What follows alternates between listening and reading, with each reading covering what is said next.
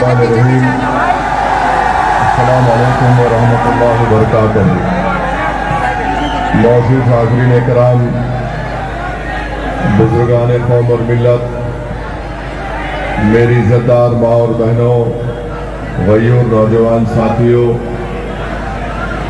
नशीन पर तशरीफ फरमा जनाब दीनू चौधरी साहब, किबला मोहम्मद रज़ा ज़ैदी साहब जो इमाम जुमा हैं शिया मस्जिद के, सलीम सैफी साहब टावर वाले, सलीम सैफी कैंची वाले, अब्दुल करीम चचा साहब, हाजी वहीद कुरैशी साहब, नसीम चौधरी साहब, शौकीन प्रधान जी, फ़हीम कुरैशी, इकराम सैफी नेताजी, इमरान सैफी, तौहीद सैफी, रहीमुद्दीन सैफी, गुलजार सैफी, हसीन सैफी, जुनैद सलाम साहब, सोहेल सिद्दीकी, ज़ियाउद्दीन सैफी साहब, सोनू सैफी साहब, आरिफ मलिक साहब, वसीम अंसारी साहब,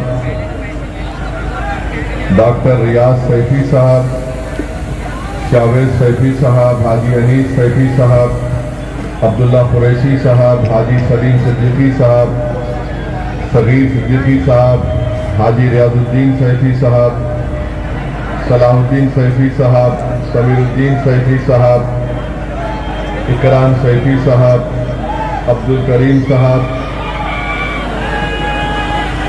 जनाब शोएब जामाई साहब, दिल्ली प्रदेश के मजलिस इत्तेहादुल मुस्लिमीन के सदर जनाब शौकत अली साहब, उत्तर प्रदेश के मजलिस इत्तेहादुल मुस्लिमीन के सदर शादाब साहब, सैयद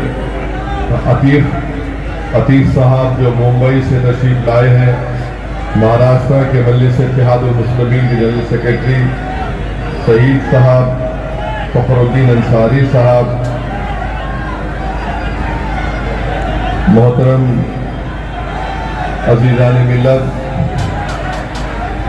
मैं आप तमाम का शुक्रगुजार हूँ कि आपने अपना कीमती वक्त निकाल कर आज जनाब ताहिर हुसैन साहब के इस इंतखाबी जलसे और रैली में आपने शिरकत की। मेरे अजीज दोस्तों और बुजुर्गों, आज दोपहर के वक्त मुझे आना था, पैदल दौरा पदयात्रा करना था, मगर किसी वजह की बुनियाद से मैं यहाँ पर देर से पहुँचा। मगर अल्हम्दुलिल्लाह आज जनाब ताहिर हुसैन साहब से मेरी मुलाकात हुई, बड़ा अच्छा लगा और मुझे इस बात का इत्मीनान भी हुआ कि आज भी उनके हौसले बुलंद हैं, उनके हौसले पस्त नहीं हुए हैं और वो एक तड़प अपने दिल में लेकर आए हैं कि वो मुस्तफ़ाबाद की जनता की खिदमत करना चाहती हैं, वो मुस्तफ़ाबाद में अमन को मजबूत करना चाहती हैं और इतने लंबे अरसे के बाद ताहिर हुसैन साहब 5 साल के लंबे अरसे के बाद आपके दरमियान में मुस्तफ़ाबाद के गयूर बुजुर्गों के दरमियान में आए हैं, अपने घर को भी गए हैं और मुझे यकीन है कि आप लोग एक मजलूम का साथ देंगे। मेरे अजीज दोस्तों और बुजुर्गों, अल्लाह सुब्हानहू व तआला फरमाता है कि कैदियों का साथ दो, नरमी से पेश आओ, यतीमों का साथ दो, उनसे नरमी से पेश आओ। मेरे अजीज दोस्तों और बुजुर्गों, आज मैं आपसे ये गुजारिश करने आया हूँ कि एक शख्स 5 साल से जेल में है और मुझे यकीन है कि अल्लाह उनसे इंसाफ करेगा। मुझे यकीन है कि अदालत उनसे इंसाफ करेगी। मगर मेरे अजीज दोस्तों और बुजुर्गों, मेरी आप तमाम से गुजारिश है कि आपको भी अपने वोट से ताहिर हुसैन को इंसाफ दिलाना है। अगर आप मुत्तहदा अपने वोट का इस्तेमाल करेंगे तो यकीनन ताहिर हुसैन से इंसाफ होगा। वरना याद रखिए, अगर कोई ये समझ रहा है कि ताहिर हुसैन 5 साल के बाद जेल से निकला है और मुखालिफीन ताहिर हुसैन ये कह रहे हैं कि ताहिर हुसैन के पास जितनी दौलत हमारे पास है उसके पास नहीं है, मुखालिफीन जो ताहिर हुसैन की कामयाबी को रोकने के लिए ये बात कह रहे हैं, तो मैं आपको ये पैगाम देना चाहता हूं कि अगर आज ताहिर हुसैन नहीं जीतेगा तो कल कोई नौजवान अपना सीना तान कर आगे आकर आपकी इज्जतों की हिफाजत नहीं कर पाएगा। ताहिर हुसैन जेल में इसलिए है क्योंकि उसने उन तमाम ताकतों के मंसूबों पर पानी फेर दिया जो अमन के दुश्मन थे, और ताहिर हुसैन उस नाजुक वक्त में अपनी जान की परवाह किए बगैर, अपने परिवार की परवाह किए बगैर, अपने ज़ईफ बाप, अपनी बीवी की परवाह किए बगैर वो आपके लिए आगे बढ़कर अपने आप को पेश किया। तो मेरे अजीज दोस्तों और बुजुर्गों, ये इलेक्शन तो सिर्फ 3-4 दिन में खत्म हो जाएगा, मगर याद रखिए उन लोगों को कामयाब होने मत दीजिए जो मंसूबे बनाते हैं आपको तबाह व बर्बाद करने के लिए। आप उस पार्टी को अपना वोट मत दीजिए जिसने अपने ही पार्टी के एक शख्स पर जब जेल में डाला गया तो उससे अपना गिरबान छुड़ा दिया। आप उस पार्टी के उम्मीदवार को वोट मत दीजिए जो ताहिर हुसैन को दंगाई कहती है, जो शिफा को दंगाई कहती है और ये कहती है कि इनको वोट मत दो क्योंकि ये जेल से आए हैं। मेरे अजीज दोस्तों, मेरी इज्जतदार माँ और बहनों, ताहिर हुसैन जेल में जरूर गए हैं, मगर क्या केजरीवाल शराब के मामले में जेल को नहीं गए? क्या केजरीवाल पर ताहिर हुसैन की तरह भी संगीन फौजदारी के दफात लगाए गए? कैसे 6 महीने के अंदर केजरीवाल को बेल हो गई? जो शराब की पॉलिसी में जेल को गया और 6 महीने भर जेल में रहता है तो मुख्यमंत्री भी है। सिसोदिया 15 महीने जेल में है और यही सिसोदिया की विधानसभा में तबलीगी जमात का मरकज है। मैं मुस्तफाबाद की जनता को, ओखला की आवाम को और दिल्ली की आवाम को बताना चाह रहा हूं, यही आम आदमी पार्टी की सरकार ने जब कोविड के वक्त एक झूठा इल्जाम तबलीगी जमात पर लगाया तो इसी केजरीवाल की सरकार ने तबलीगी जमात के खिलाफ एक FIR रजिस्टर करवाया था। मैं याद दिलाना चाहता हूं, जब पूरा देश और दिल्ली कोविड में हर कोई परेशान था तो यही केजरीवाल की सरकार हर रात में एक फिगर देती थी कि इतने दिल्ली में इतने लोगों को कोविड पॉजिटिव हुआ, इतने अस्पताल में गए। उस लिस्ट के नीचे लिखा जाता था मरकज में इतने लोग कोविड की वजह से उनको शिकार हो गए।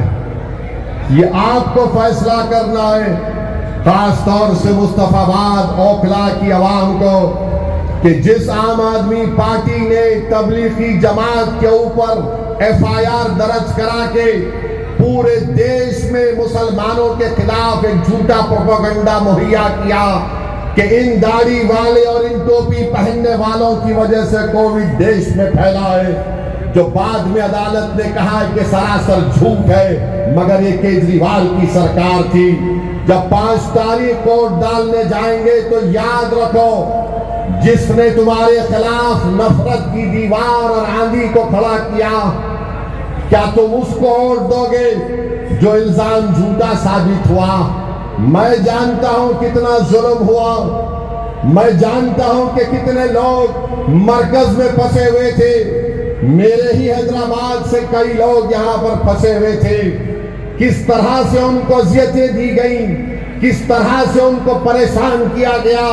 उनके साथ उनके घर वाले थे, उनकी बेटी और बीवी थी। किस तरह उनको ताने मारे जाते थे, किस तरह उनको गालियां दी जाती थी। कहां था ये केजरीवाल जो आज अपने आप को कहता है कि मैं बड़ा सेक्युलर हूं? मेरे अजीज दोस्तों और बुजुर्गों, इन बात को याद रखिए कि इस शख्स और उसकी पार्टी और हुकूमत की तरफ से पूरे मुल्क में अगर सबसे पहले इल्जाम किसी ने लगाया तो इस केजरीवाल ने FIR दर्ज करवाया। मगर यही दिल्ली की सड़कों पर जब एहतजाज होता था, गालियां दी जाती थी, इल्जामात लगाए जाते थे, तो क्या केजरीवाल की सरकार ने कोई FIR दर्ज किया? नहीं किया। तो मेरे अजीज दोस्तों और बुजुर्गों, मैं आपको ये भी बताना चाहता हूं कि आज 30 जनवरी है। आज ही के दिन गांधी को गोली मारकर हलाक कर दिया गया था। गांधी को क्यों मारा गया था? क्योंकि गांधी भूख हड़ताल पर बैठे थे। उस वक्त मुसलमानों पर जुल्म हो रहा था। खुदबुद्दीन बख्तियार काकी रहमतुल्लाह अलैह की दरगाह को नुकसान पहुंचाया गया था। गांधी वहां पर पहुंचकर उसका तामीरी काम शुरू कराते हैं। गांधी मुसलमानों पर जुल्म को बंद कराने के लिए, सच्चाई के लिए गांधी ने भूख हड़ताल की थी। तो गोडसे आकर गांधी के सीने में गोली मार देता है। मैं बड़ी इज्जत के साथ कह रहा हूं कि गांधी के मारने की साजिश में जस्टिस कपूर कमीशन की रिपोर्ट ने एक शख्स का नाम लिखा था। आज प्रधानमंत्री उस कॉन्स्पिरेटर के नाम से दिल्ली यूनिवर्सिटी बनाना चाहते हैं। बताओ वो प्रधानमंत्री, आज आप गांधी के पास तो जाते हैं, समाधि के पास, मगर क्या कपूर कमीशन में कॉन्स्पिरेसी का नाम जिसका लिया गया था, कौन जस्टिस कपूर कमीशन की रिपोर्ट में क्या कहा गया था?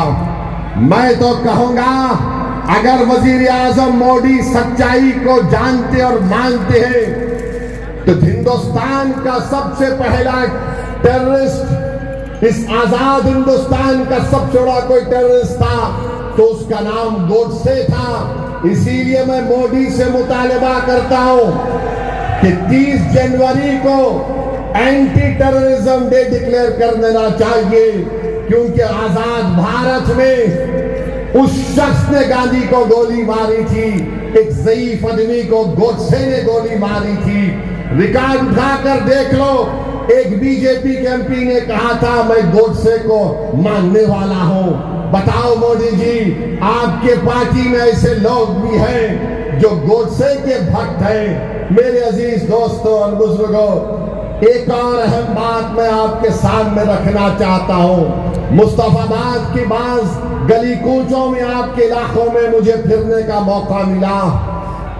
मुझे आज तक समझ में नहीं आया कि इस इलाके में लोग इंसान बसते हैं, मगर यहाँ पर मोहरियों का पानी बहता है, यहाँ पर कचरे के अंबार हैं, यहाँ पर गंदगी की सफाई का कोई इंतजाम नहीं है और पीने का पानी दस्तयाब नहीं है। तो मोदी और केजरीवाल एक नूरा कुश्ती लड़ रहे हैं। मोदी और केजरीवाल ये एक सिक्के के दो रुख हैं। भारत में अगर झूठों का कंपटीशन होगा तो कौन फाइनल में आएगा? दो लोग जरूर फाइनल में आएंगे, एक मोदी और दूसरा केजरीवाल।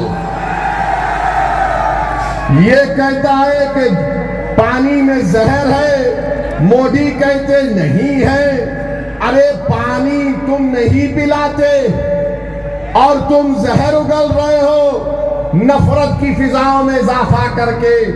अरे पानी तुम नहीं देना चाहते केजरीवाल, तुम प्यासा रखकर मारना चाहते हो।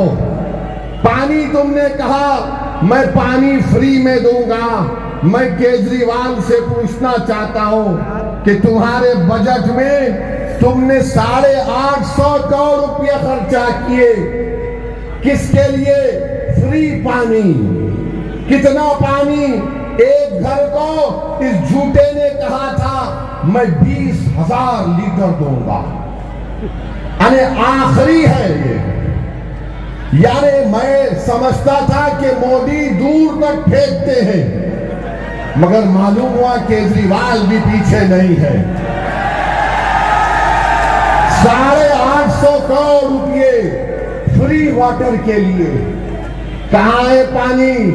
दिल्ली के सुबह गली कूचों में चले जाओ तो पानी बेचने वाले बोलते पानी ले लो, पानी ले लो। 25 रुपए फर्स्ट फ्लोर के लिए, 30 रुपये सेकंड फ्लोर के लिए, 35 रुपये थर्ड फ्लोर के लिए। ना मोदी फर्स्ट फ्लोर को आते, ना केजरीवाल सेकंड फ्लोर को आते, ना सिसोदिया थर्ड फ्लोर को आता है। मगर दिल्ली है, ये बोलता जहर, वो बोलते ये। अरे दिल्ली की जनता परेशान है। मैं केजरीवाल को चैलेंज कर रहा हूं कि तुम बड़ा बोलते ना, मैं दिल्ली में ये कर दिया। आओ आके मुस्तफाबाद में अपनी फैमिली के साथ रात गुजार के बताओ मुझे। आओ यहां पर ओखला में आओ। ओखला में तो अगर किसी को माउंट एवरेस्ट का पहाड़ देखना है, पूरा दिल्ली का कचरा लाकर ओखला में डालते। मुझे यकीन है कि ओखला की जनता उस कचरे को भी फेंकेगी और केजरीवाल के कचरे को भी निकाल कर फेंकेगी। मुस्तफाबाद में कोई डेवलपमेंट नहीं हुआ। यहाँ के पहले विधायक क्या नाम था उनका? बहरहाल हाजी साहब कहाँ है अब? हाजी साहब कहाँ है आप? नजर नहीं आते हाजी साहब? केजरीवाल का जहर पी लिए क्या? बताओ आपको बोला गया था हम देंगे, हम करेंगे। आज गरीब दिल्ली का पूछ रहा है कि फ्री बिजली, फ्री पानी। अच्छा, फ्री बिजली 200 यूनिट के लिए केजरीवाल कहता है कि मैं 3,250 करोड़ रुपये खर्चा किया। क्या आपको फायदा हुआ? नहीं, जोर से बोलिए, आपको फायदा हुआ? कितनों के पास बड़ा बड़ा बिल आ जाता है हजारों रुपये का। ये झूठा बोलता है नहीं नहीं, हम तो फ्री बिजली, फ्री पानी। अब ये केजरीवाल बोल रहा है कि मैं अगर जीत गया खुदा ना खास्ता तो एक एक महिला को 2100 रुपये दूंगा। 2100 रुपये। तो दूसरे मोदी जी बोले हाँ मुझसे ज्यादा तू फेंक रहा हो। तो मोदी जी ने कहा मैं आया तो 2500 रुपये दूंगा। ऐसा दिख रहा है कि इनके अब्बा का लंगर है, लूट के लेके जाओ, लूट के लेके जाओ। पैसा झाड़ पे उग रहा है ना, मोदी जी और केजरीवाल झाड़ पर लगे, तोड़ ले, तू ले, तू ले, तू ले। अब वो बेचारा गरीब, ओ 2500 10 साल से आपको झूठ बोला जा रहा है और मोदी जी भी 10 साल से झूठ बोल रहे हैं। वो 15 लाख अकाउंट में नहीं आए, वो 2 करोड़ नौकरियां नहीं आई। ये इनके वादे, फ्री पानी, फ्री बिजली। मुस्तफा बोलते दिल्ली में, केजरीवाल बोलता है कि मैंने स्कूल बनाया। आओ मुस्तफाबाद में मैं देखना चाह रहा हूं कौन सा स्कूल तुमने बनाया, बताओ हमको। डिस्पेंसरी बना दी। अरे कहां बनाया? यहां पर तो लोग रोज बीमार पड़ते हैं। मैं खुद अपनी आंखों से देखा कितनी गंदगी है यहां पर। मेरे भाई याद रखो, ये केजरीवाल का एक ही पैगाम, केजरीवाल यहां पर नहीं आएगा मुस्तफाबाद में, क्योंकि केजरीवाल के जो लोग हैं जिनको हम जिनको बेचवान कहते हैं, ये कहेंगे कि पप्पा जी आप मत आइए, डैडी आप मत आइए। हम मुस्तफाबाद की जनता को बीजेपी का डर दिखा देंगे, ये गंदगी को भी भूल जाएंगे, पीने के पानी को भी भूल जाएंगे और आपको वोट दे देंगे। अरे बिचौलियों और केजरीवाल के चमचों, अब एक ताकत उभरी है मजलिस ताहिर हुसैन के नाम से। तुमको देखना दिखाएंगे यहां पर अब क्या होगा इंशाअल्लाह ताला। बताइए आप डर डर कर, अगर आप एक सवाल का जवाब दीजिए। आप एक शहरी है भारत के, दिल्ली के शहरी हैं। जो शहरी होता है, सिटीजन होता है, उसके राइट्स होते हैं। वोटर होता है तो खाली वोट दे के चले जाता, मुझे कोई फर्क नहीं पड़ता, मैं गंदगी को भी कबूल कर लूंगा, पानी नहीं मिलेगा तो भी कबूल कर लूंगा, घर में बच्चे बीमार पड़े तो कबूल कर लूंगा, कोई 5 साल जेल में सड़ता रहे उसको कबूल कर लूंगा। फैसला आपको 5 तारीख के दिन करना है कि क्या आप वोटर हैं या सिटीजन हैं। आप वोटर हैं या शहरी है, बताइए हमको। अगर आप शहरी हैं तो 5 तारीख के दिन आप ना मोदी को वोट देंगे ना केजरीवाल को वोट देंगे। अगर आप वोटर हैं तो फिर जिसको चाहे वोट दे दो, कोई तब्दीली नहीं आएगी। तब्दीली लाना पड़ेगा मेरे भाई, तब्दीली लाना पड़ेगा। याद रखिए, अगर आप सिर्फ वोट डालते रहेंगे तो ये लोग ये समझेंगे इनका डर दिखाओ, इनका डर दिखाओ। अब ये आम आदमी पार्टी के लोग बोल रहे हैं नहीं, अगर ताहिर हुसैन के लड़ने से वोट डिवाइड होगा। हाजी साहब को जब वोट डाले डिवाइड नहीं हुआ, यानी तुम आकर हमको बर्बाद कर दोगे, तुम हमारे बच्चों को उनकी बाप की शफकत से महरूम करके जेल में डाल दोगे।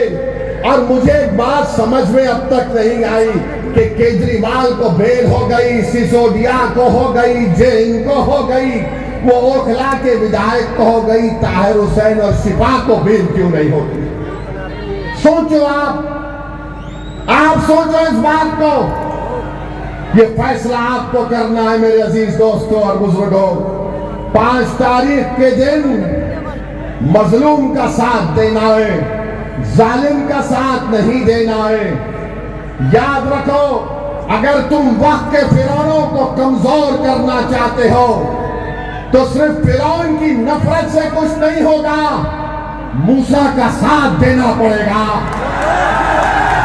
अगर तुम यजीद से नफरत करते हो तो सिर्फ जबान से नफरत का इजहार नहीं, करबला के रेगजारों से आवाज आ रही है।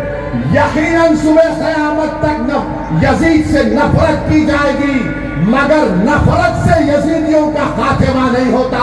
हुसैन के लश्कर के परचम को उठाओगे तो यजीदियत का खात्मा होगा।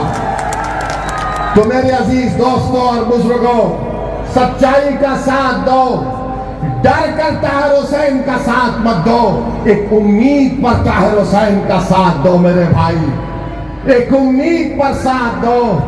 देखो किस तरीके से क्या क्या नहीं कर दिया जा रहा है।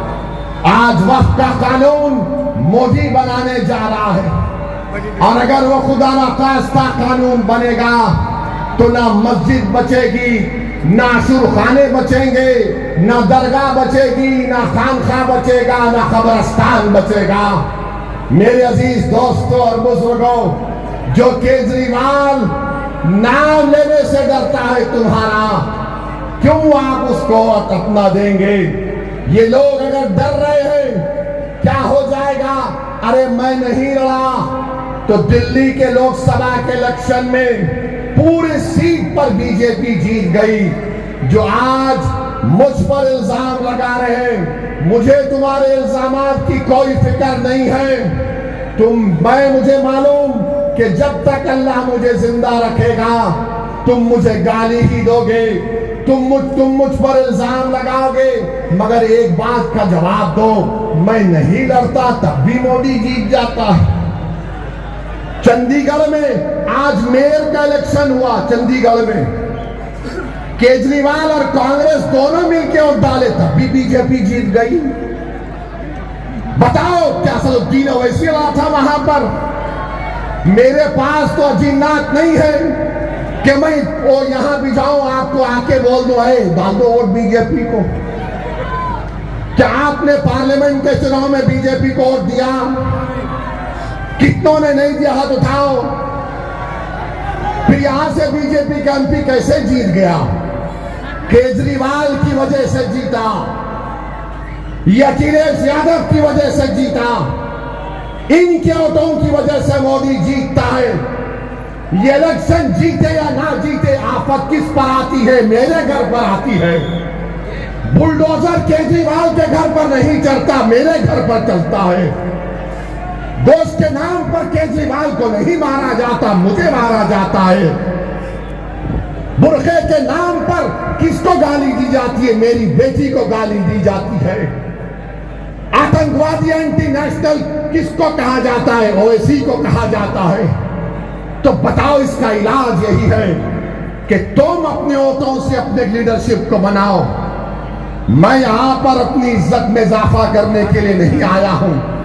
मेरे भाई, मेरी नीयत एक ही है कि जब तक अल्लाह मुझे जिंदा रखेगा, मेरा टूट मानना यह है कि भारत की जमहूरियत मजबूत उसी वक्त होगी जब यहां पर अल्पसंख्यक समाज की एक सियासी लीडरशिप पैदा होगी। पैदा हमको करना है, कोई आसमान जमीन से निकल कर नहीं आएगा। अपने दिलों से केजरीवाल की मोहब्बत और डर को निकालो। मोदी आरएसएस की ये नफरत से खौफ मत खाओ। अरे कभी अपने फैसलों पर भरोसा करो। आज तुम कब तक डर डर के वोट दोगे? 40-50 साल से हम सिर्फ डर कर वोट दे रहे हैं। आज एक मजलिस आपके दरमियान में आई है, आप बेखौफ होकर मजलिस का साथ दीजिए। ताहिर हुसैन के हक में अपने वोट का इस्तेमाल करिए। ये जीतने वाला कैंडिडेट है। अगर आप वोट का सही इस्तेमाल करेंगे, ताहिर हुसैन की कामयाबी होगी। आज मुझे बड़ी तकलीफ भी हुई कि हमारा ताहिर जेल से निकल कर तो आया है पेरोल बेल पर, मगर इतनी पुलिस उनके अतराफ में है। मेरे भाई, इज्जत भी इंसान की बहुत बड़ी चीज होती है। भारत के संविधान में डिग्निटी एक फंडामेंटल राइट है। बताओ क्या हो जाएगा अगर आज तुम बेदार नहीं होगे? नौजवानों, बुजुर्गों, मेरी इज्जतदार मां और बहनों, एक मर्तबा अपने दिल की बात सुनो। दिमाग से तुम सवाल करोगे तो दिमाग तुमको कंफ्यूज कर देगा। अपने दिल पर हाथ रखकर सोचो कि अगर मैंने वोट ताहिर और मजलिस के लिए इस्तेमाल किया तो दिल्ली की विधानसभा में किसकी आवाज जाएगी? तुम्हारी आवाज जाएगी, तुम्हारी आवाज उठेगी, तुम्हारे मसाइल हल होंगे। मुस्तफाबाद में एक इनकलाब बर्पा किया जाएगा। अरे दिल्ली की 70 सीट में से हम 2 सीट लड़ रहे हैं तो मोदी और केजरीवाल के पेट में दर्द शुरू हो चुका है। सबके पेट में दर्द शुरू हो चुका है। बहरहाल मेरे अजीज दोस्तों और बुजुर्गों, आपसे सिर्फ इतना ही अर्ज करना है कि 5 तारीख के दिन पतंग के निशान पर बटन दबाकर अपने इत्तेहाद को कामयाब करिए। डरने और घबराने की जरूरत नहीं है। अपने हिम्मत और हौसले को बुलंद रखिए। हाथ उठाकर नारा लगाइए, नारे तकबीर, नारे तकबीर। ताहिर हुसैन, ताहिर हुसैन। ये जिंदाबाद ना केजरीवाल बोल सकेगा, ना उसके चमचे बोल सकेंगे। जब आप जिंदाबाद का नारा लगा दिए हैं तो 5 तारीख के दिन मुस्तफाबाद की फिजाओं में पतंग दिखनी चाहिए। अस्सलाम वालेकुम व रहमतुल्लाहि व बरकातहू।